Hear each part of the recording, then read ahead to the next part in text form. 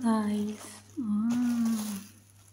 Ito lang gawin nyo sa mga plastic nyo guys, para pag may time kayo ganyan ninyo yung mga plastic nyo, kasi maganda siyang tingnan, hindi siya kalat.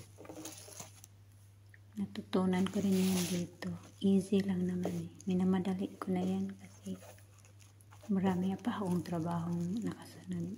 Inano ko lang talaga para nakalat ka din dyan sa baba. Sa may sink namin, kaya ginawa ko na, minamadali ko na. O diba? May pa-video pa, at least diba? Try nyo guys, madali lang naman. Para magandang tingnan yung mga plastic, organized. Ano ba? Yun lang po. Sana makatulong sa mga tips. Bye! Ingat po ang lahat. God bless you all. Follow and share. Sana all.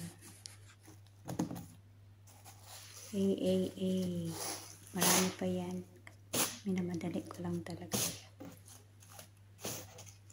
Try nyo guys.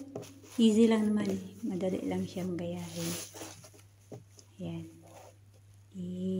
Ganyan-ganyan lang. O, diba? Maganda na siyang tingnan pag naka-organize yung mga plastic nyo. O, diba?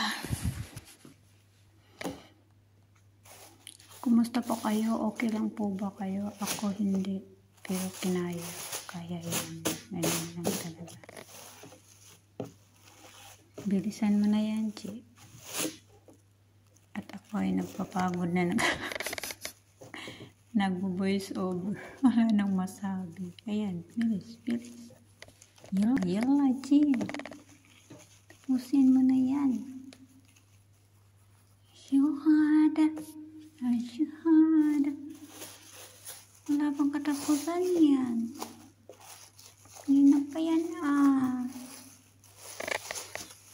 Yan guys, bye-bye.